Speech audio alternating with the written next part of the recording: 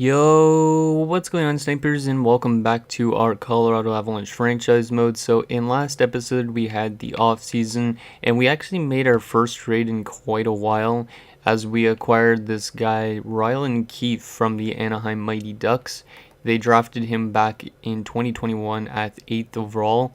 And yeah, this guy's looking pretty good, so I'm really happy with that acquisition. We basically just gave up Gunnarsson, who was listed as a backup, we basically let go of the younger goalie. Um, Even though we could have technically let go of Patrick Wall, we decided to get rid of Gunnarsson. Considering we got a lot of goalie prospects anyways, why not get rid of one of them? So we picked up a nice forward instead.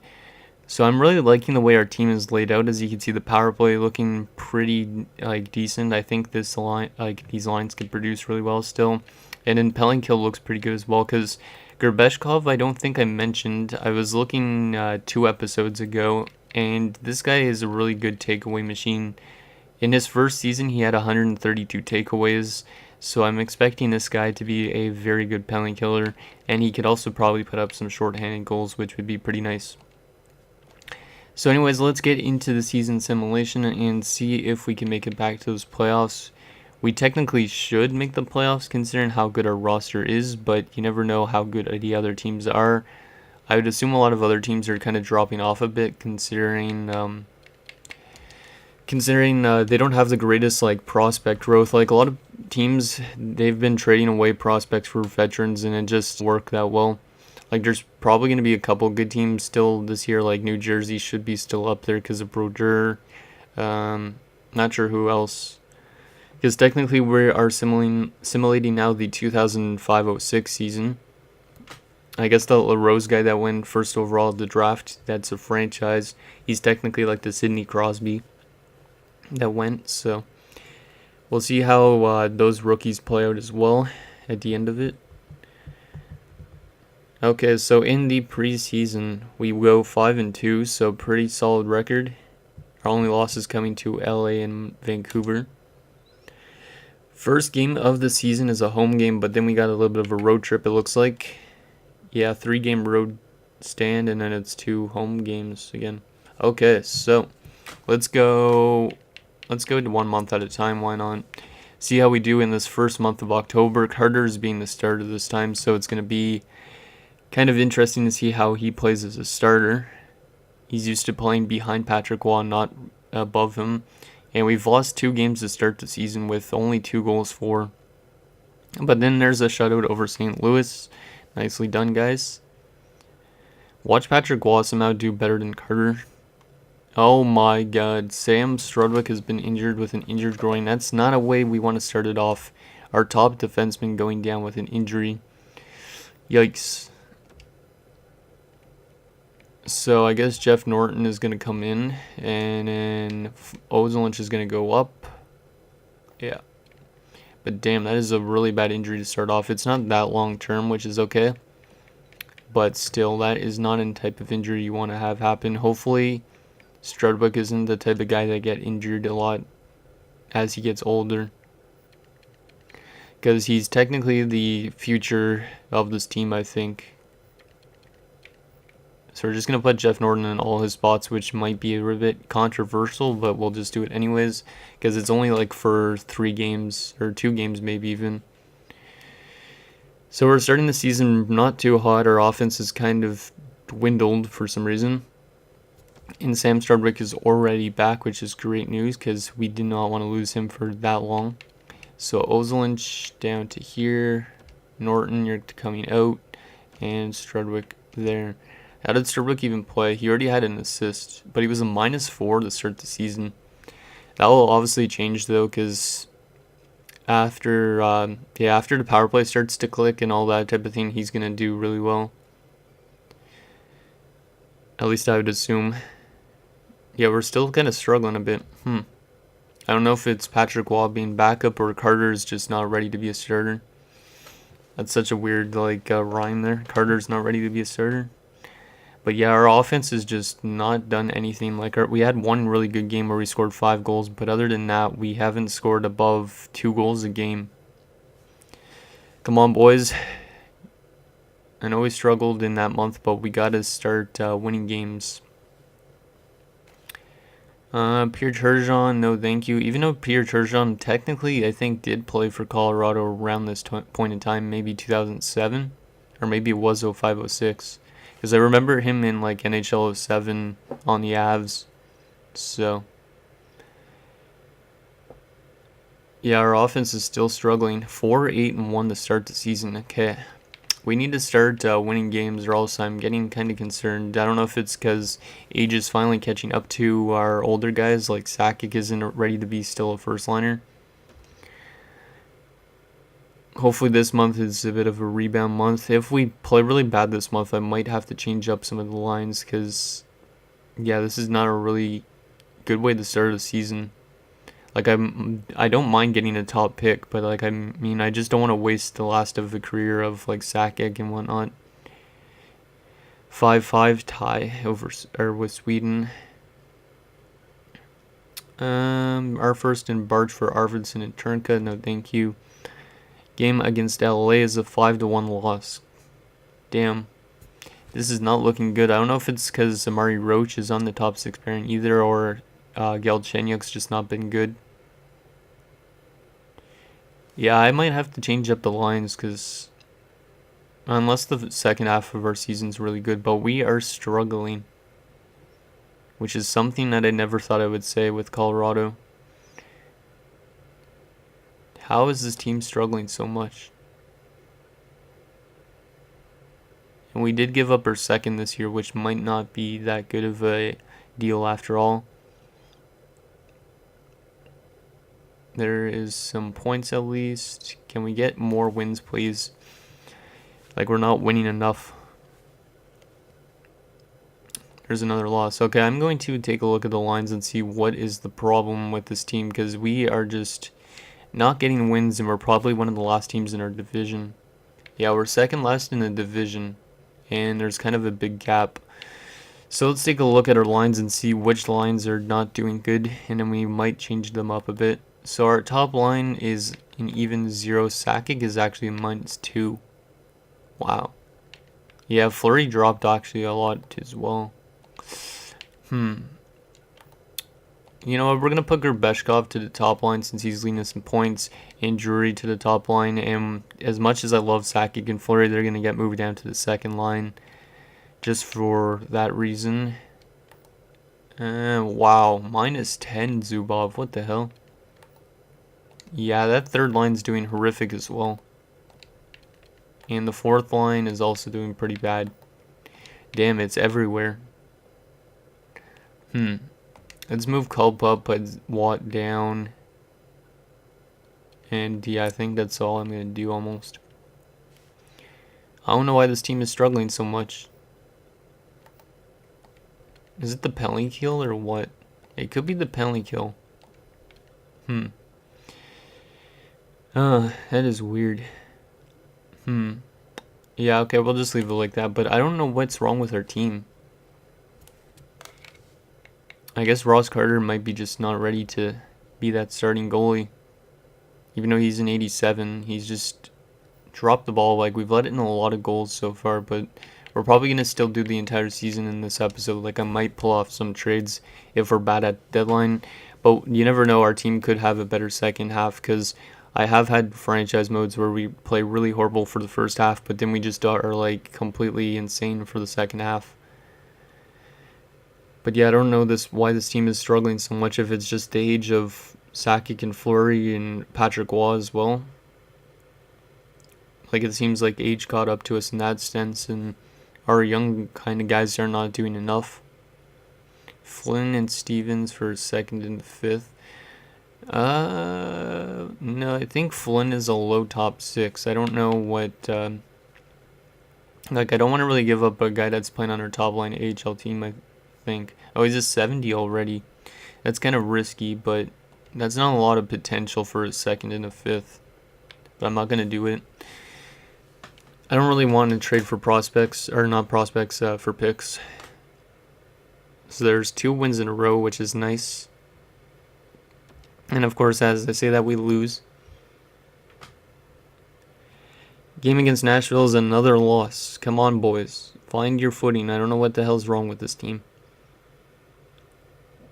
Like, we're kind of falling backwards because we won the Stanley Cup, then we were ousted in the second round, and now we're way below 500. But we're starting to play a bit better this month, it looks like. Because we got 4 wins in our last 6. Culp was never injured. Maybe those line changes did help. At least I'm hoping. There's another win, back-to-back shutouts. Something we have not had this season so far. And another loss. Come on, boys. We want to finish at least just a bit above 500. Maybe we'll get us in the playoffs. There's another win. A game against St. Louis. Come on, boys. I don't know why other teams are playing so well, because a lot of teams don't have the greatest team at all. And Sam Starbuck's been injured for the second time this season. Let's just go replace player. That's until the end of the month, so not too long away. But still sucks that Sam Starbuck's been injured multiple times, because that might hurt his chances at winning another Norris. Because he technically should have won last year, but he didn't, just because of his plus-minus category. But we are winning a lot more games, and we're getting closer to 500 hockey, which is great. Because 500 hockey is just around where some teams just barely make the playoffs. So defensively, Jeff Norton, get out of there. Sam Sturdwick back in. Did I put him in? Yeah, I did. Okay. Sam Sturdwick is a -2, but he's got 25 points in 35 games. Still playing really good. There's another win. Good job, boys. Last game of the month is a loss. So 16-20-4 at January 1st. So we are getting closer to 500. Are we in a playoff spot yet or no? We're getting close to one, looks like. Yeah, the last playoff spot in the West has 39 points. We have 36, so we're not too far back. We're starting to make up some ground, which is nice. Yeah, let's just continue simulating. And then I'm going to go get a drink of water because my throat is just awful. Like, whenever I commentate multiple videos, it just hurts a lot. So let's go up to February the 1st. Okay, so we got offered another trade. So Phoenix is willing to give up their 2nd and 4th for these 2 prospects in the 7th. Like, I know we move up in the draft technically, and that's actually for next year. I guess they think they're going to be a really good team next year, so I'm not going to do that deal. Those prospects I don't really want to move just yet. Like, the low top 6 defensemen I think I'm fine with moving, but I don't know about the forward. Our first for Boris Mironov and a 2nd. No thank you. And that 2nd's for next year as well. We're almost at 500, which is great. Yeah, our offense is starting to click finally, and Ross Carter has been injured with a bruised shoulder. Of course we have to suffer a injury like that right at this time when we're right around 500. Damn, that really blows. So Patrick Wall, we're gonna have to rely on you, and we're gonna call up what's his name, Jordan Whitfield, who is currently scratched in the minors. So at least we have a kind of decent goalie, I guess. At least we have a guy like Patrick Waugh who might be still good enough to be a starter, even though he's an 81. And Whitfield will come in as backup. Okay, Patrick, get us some wins, please. If you could get us some wins and all that, that will be huge. Because Ross Carter is not back for around a month, which is not good at this point in time. Yikes, back-to-back losses there. Come on, boys. We need to win somehow without Ross Carter. We know he's the better goalie of the 2 right now, but still. Offense is drying up. We only got 2 goals in our last 3 games. Yikes. Yeah, we're on a losing streak now because of Patrick Waugh. And Gerbeshkov was never injured. Come on, get some wins. There's one over at Calgary to keep us close to 500. One against Washington is another win in overtime. Good job, boys. Yeah, we're still hovering around 500, which is nice considering Carter should be back soon. And no, I'm not trading Patrick Waugh, especially for Matthias Nordstrom. Like, that's a pretty bad trade offer. considering Nordstrom I think is around the same age. And there's a win over Pittsburgh 6-2. And we still have 3 more games, it looks like, before Carter is back. But we're still around 500. And we're currently seated at 3rd in the division, actually. Tied for 3rd in the division, but we have more wins. So we are currently in, I think, the last playoff spot, which is good. But we need to continue winning games. So let's go all the way until Carter is back, which should be here. Hopefully Patrick Walkie wins some games this month. I'm surprised we're in a playoff spot with this kind of record, but then again, in real life, sometimes it was like that. And Carter's already back, so he's back a tiny bit early, which is good, because now we can send down Whitfield. He is probably, yeah, he's going to go through waivers. He might get claimed, knowing how bad some goaltending situations are for teams, but I'm okay with it. And he's not going to get claimed. That's kind of surprising, because some teams have like 60-something overall goalies in backup. So, okay, so Ross Carter back into the lineup. And then let me just take a look at how Whitfield did in the NHL. Did he do pretty good? Not really. He had a winning record, but a really bad record. Not a record. A really bad save percentage and goals against. Okay, so game against Los Angeles as we look to kind of get above 500 for the first time this season. We get a shutout there, so maybe Carter got a shutout while he was still kind of injured, which is pretty crazy. And game against San Jose.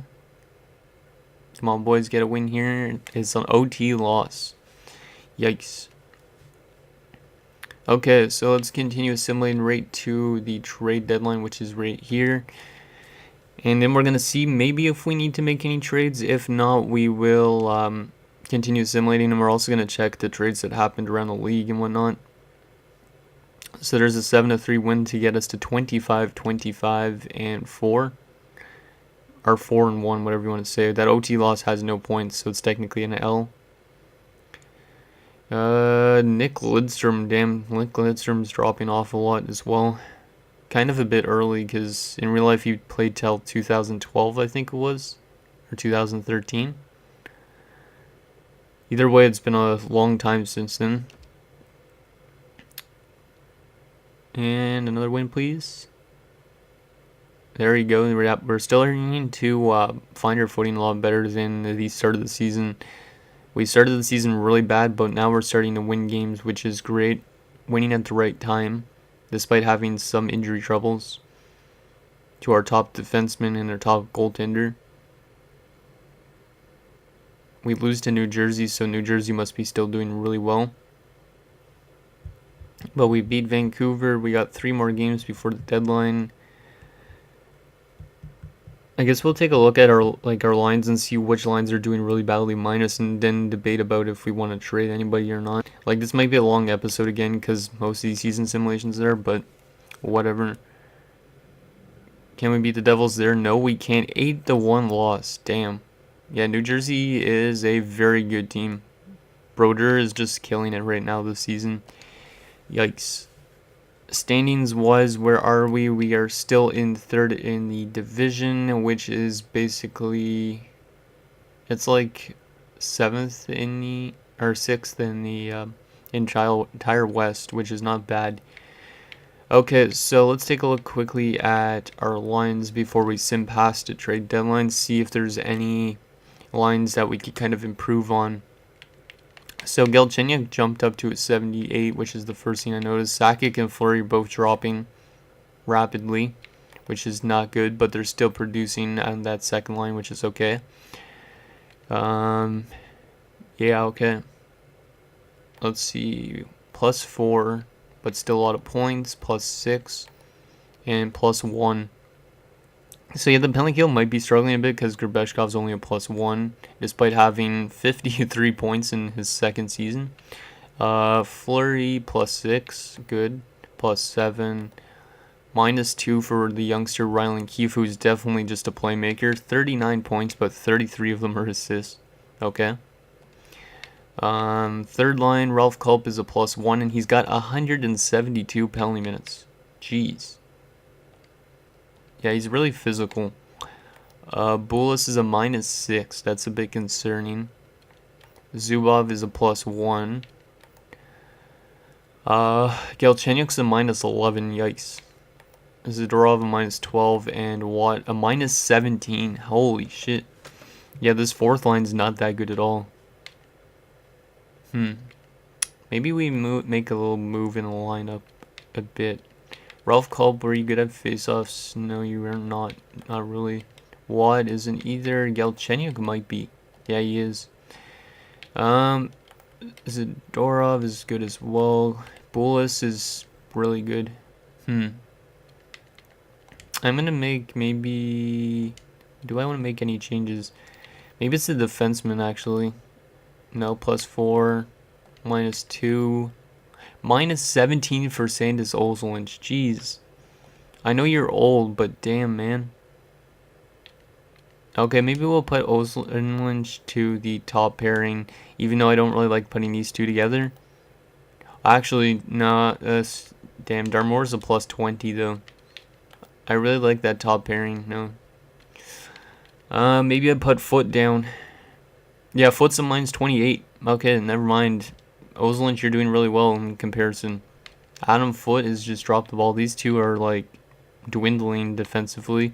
So Dandino, you're going to go to the top 4 pairing, and Foote's going to play with Roach. Because that's just unacceptable from Foote and what's his name? Ozolinsh. Like, those two should be kind of leaders on the back end. Instead, they're just not playing in the, like, Ozolinsh is on the power play as well, and he's a -17, so that's probably where that helps out. But Adam Foote, how are you a -28? Maybe I should not have re-signed you. Yeah, he's probably going to go at the end of the season, because that's just horrific. Goaltending-wise, Patrick Waugh's been really good as a backup. Well, actually, he's been okay record-wise, but he's been really good save percentage and goals against-wise. And then Ross Carter has kind of struggled a bit, but he's got 5 shutouts, so that's okay. Okay, so let's advance a day past this deadline, because I don't think we're going to make any trades. Actually, we could trade away Foote. That's an interesting thing. You know what? Let's see if we could trade away Foote. I know this episode's going to be long, but let's see if we could trade away Foote, because in real life he was kind of traded around this time, or he was let go of, because he was in Columbus for a short stint. Anybody want Adam Foote? The Czech Republic's due, and they're listed as a champion. Can I get a top 4 defenseman that's better defensively? Radek Martinek, how is his +/- +5. This Henry guy might be okay as well. +17. Israel Henry. And he is signed for 2 years, so that's pretty nice. Yeah, I'll try and do this. So Foote for Henry probably won't go through. Insufficient. Yeah, I don't know if I'll be able to do this. Maybe I can add a defensive prospect, because we don't really have that good of ones. Krombin. Yeah, let's add Krombin to this mix. Maybe. Actually, maybe not. I don't want to give up on Loktionov, who seems to be growing pretty well. And you know what? Morrow is not growing at all, and he's still got a lot of trade value despite his age. He might grow, but he's probably not going to. We're going to take Henry back, because Henry's actually going to make the NHL team. And then we're going to also take back their first round pick if they have it. No, they don't. They have a second from Tampa Bay. Yeah, I could take a second and a third if that's going to go through. I don't know if it will. It still heavily looks like in our favor. Let's take a future first as well, even though that's kind of risky. 2028 first. Maybe that goes through. Yeah, it should. So Foote and Morrow for Henry, a second and a first. And that is accepted. Wow, okay. So Adam Foote, even though I really liked you as a player, you played horribly in your defensive end this season, and now you're off to a team that could win a Stanley Cup. And we bring in a younger guy that has a better +/-. So you're going to go in here, and we're going to put you on the top 4 with Ozolinsh. and hopefully that helps out that line a bit. And then let's just put in, I guess the computer had to sign us that McLean guy. Okay. So hopefully Henry could help out this team. Sucks that we had to let go of Foot, considering he had some really good seasons in plus minus. Like last year he was like a minus or plus 33. But he's fell apart completely this season. So let's go past the deadline. And then we'll check the trades now. Even though this episode's already running at like 25 minutes. Okay, so trades. And I didn't want to go edit player. Scratch that, man. But yeah, I think that defensive prospect that we just brought in, our defensive guy, is pretty good. Player pick in trading. Giving up Morrow is a bit risky, but whatever. Well, actually, maybe not, considering he was a 68 at 23. So a third in Dixon Ward for Bednar, a fifth and a seventh. Selvanov and Bursell for a fourth, a sixth, and I don't know what Sutter that is. Rensfeld in a third for Bears in a second. Ricci for a first, Luongo and Sims. A third in Kessa for a third, a fourth in Pajot. A third and a sixth for a third, Tisplakov. Sidor and Warner for a first, Fournier in a second. A first and a second for Verata, a third, and Boumedienne. And wow, a blockbuster to Czech Republic as they take Nikola Hebibulin from Phoenix for a first or two firsts in Lundberg. So yeah, Czech Republic might be a really good team soon, even though Hebibulin is getting close to retirement, I think. Ottawa takes McKee and Sanford for a third and Steve Yzerman. Okay, interesting. Vancouver acquires a third and a fifth for Nordgren and a fifth and a sixth. Nordgren then gets flipped the next day for a fifth, or with a fifth, 2/5 for a third and a fourth. Petrovicki in a seventh for a fourth. MacArthur, Bomick, and Pedersen for Handzus. So yeah, our Czech Republic's getting rid of all their prospects for guys that are ready now. Ottawa acquires a first in Pirieta for Dick Turnstrom, who actually played with the Islanders, if I'm not mistaken. And in Montreal acquired a third and a fifth for Selvanov and a third, so Selvanov moved again. And in Dackel and Devereaux for a first, Burrows in second. And in our trade, Foot and Morrow for Henry and a second and a 2028 first. That could be a lottery pick if Czech Republic drops off a lot, but they probably won't. Okay, so let's sim the rest of this season. Just because we are running a lot out of time. Like, I'm sorry that these episodes are so long by comparison, but let's go to the end of the month. But then again, if you guys put the video to, like, what is it, 1.5 times similar, or 1.5 times speed, you might be able to still understand me and get through the season a lot quicker. So that's a little tip if you guys want it to be faster. Hopefully we make the playoffs. That loss of Adam Foote is probably going to help us out.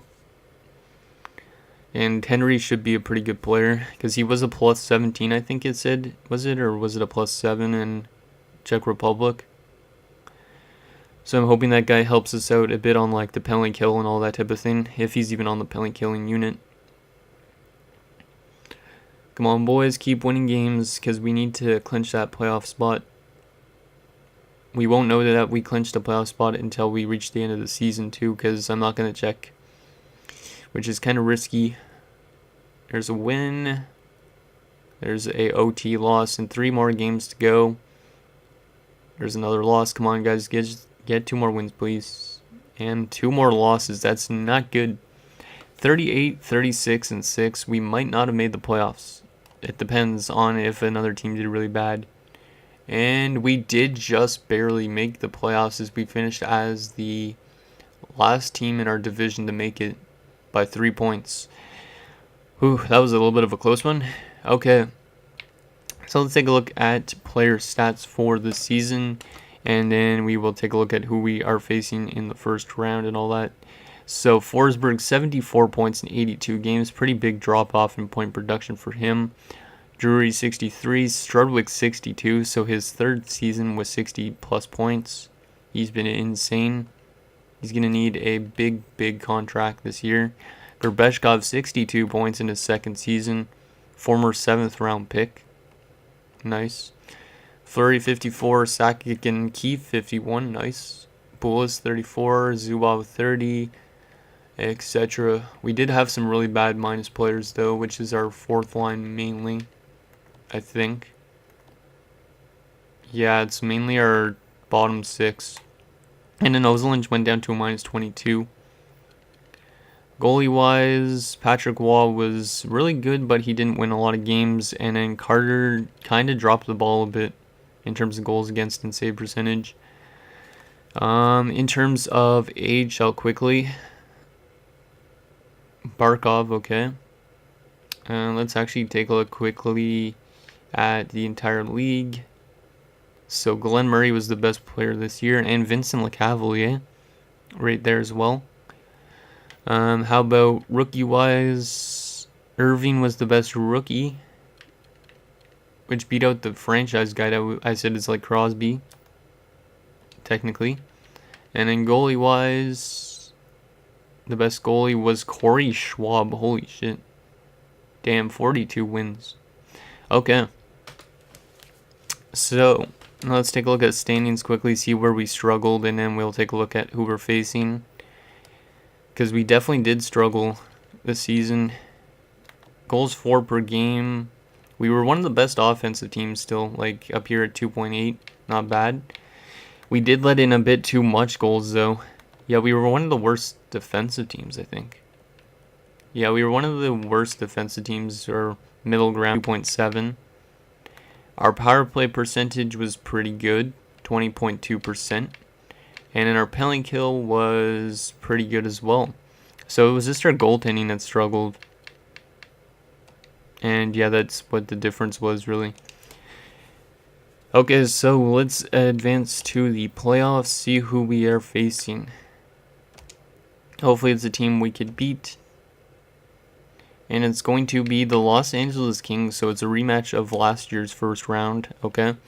So that's interesting. Let's take a look at their lineup. So LA has Robitaille, Houston, and Murray, the top point getter in the regular season. Roosevelt, Jokinen, and Gustafsson. Sean Donovan still there. Connor Parrish, Kirk Maltby, Dylan Cousins, Guillermo Pedersen, and Aiden Mackey. So they have a good mix of veterans and youth. Defensively, Chera and Rob Blake, who I was debating bringing in this season, but I didn't. He's probably going to retire soon. Simon Bergevin and Braden Boyce, who are pretty young, and then Lazarov, who's young, and Hatfield, who's kind of young. Goalie-wise, they got Merzlikins and Fissett. Fissett's looking like he's got statistical growth because of how good of a season he had. And then scratch, they got Jeff Nielsen, Akil Thomas out with an injury, and Keegan Boychuk. So overall wise, I think they definitely might have the upper hand, but we have a lot more experience than they do, considering we won a cup a couple years ago and we've been to the conference final multiple times. So it's going to be an interesting matchup. I'm not sure exactly what's going to happen. Hopefully we could win, even though I wouldn't mind seeing Luc Robitaille with a Stanley Cup win, but still, hopefully we could get it done. So anyways, thank you guys so much for watching, and I'll see you guys next time.